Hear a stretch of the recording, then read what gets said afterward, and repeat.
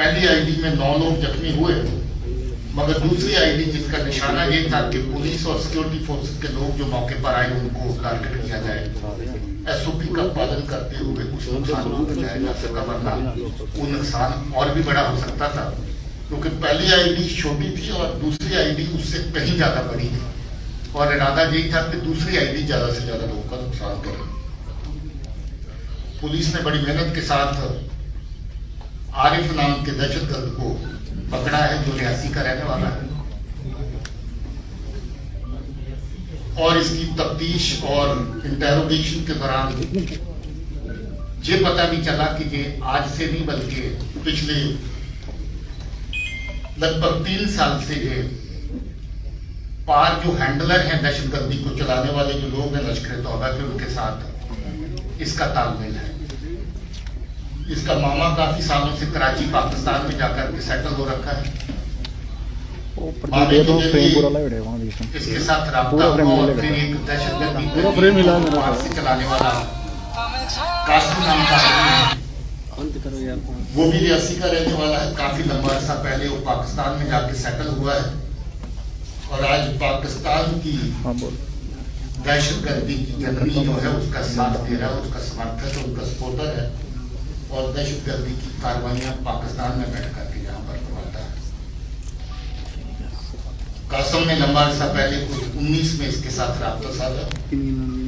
आपको याद होगा शास्त्री नगर में एक आईडी हुई थी, वो अभी तक उसका करने वाला कौन था वो बेनकाब नहीं हो पाया था। यही आदमी है जो शास्त्री नगर में फरवरी 22 में आईडी हुई थी, यही आदमी शामिल। आपको ये भी याद होगा कि कटरा में जो बस में आग लगी ब्लास्ट के बाद, उसमें बहुत सी चीजें पुलिस वर्कआउट कर पाई थी, मगर उसकी एक तार अभी तक जुड़ नहीं रही थी, एक कड़ी अभी तक जुड़ नहीं रही थी कि वो आईडी फिट किसने करी बस के अंदर। इसने माना है कि वो आईडी इसी ने फिट करी थी, एक नहीं बल्कि 2 आईडी लगाई थी ताकि लोगों का ज्यादा से ज्यादा नुकसान हो सके, और आईडी लगाने की जगह भी वो ढूंढी थी जो पेट्रोल टैंक को ही बारूद की तरह इस्तेमाल कर सके, और इसमें आईडी बस के अंदर जाकर के सीट नंबर 3 के नीचे जहां पेट्रोल पंप पड़ता है उसके बिल्कुल ऊपर फिट करी थी थैले के अंदर डाल के, और 2 आईडी एक साथ फिट करी थी। बात यही खत्म नहीं होती, एक आईडी और अभी इसके पास मौजूद है, और उस आईडी का फोटो और हो सकता है कि थोड़ी देर तक वो सही आईडी भी आपके साथ बात शेयर कर दी जाए।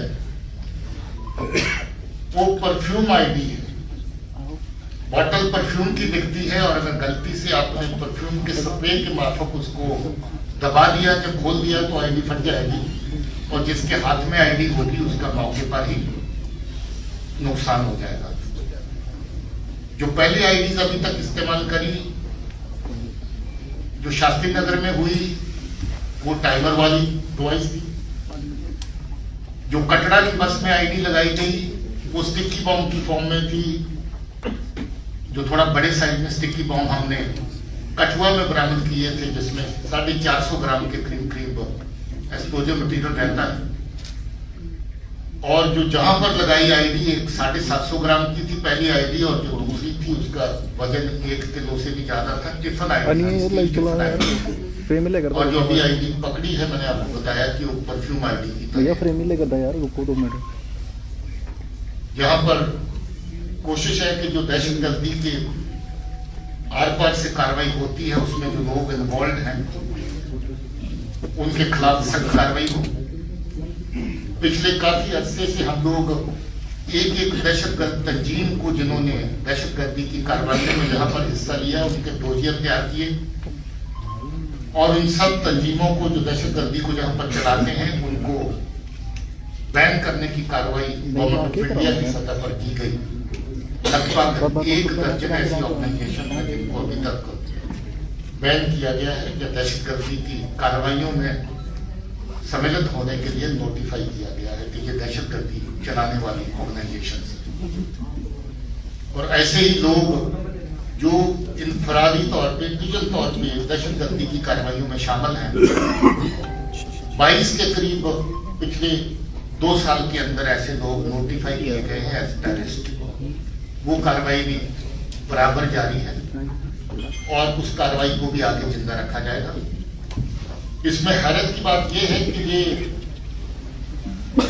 दहशतगर्दी की कार्रवाई आरिफ जो कर रहा है ये सरकारी मुलाजिम भी है। 2010 में रैबर 3 में भर्ती हुआ था, 2016 में रेगुलर टीचर बना,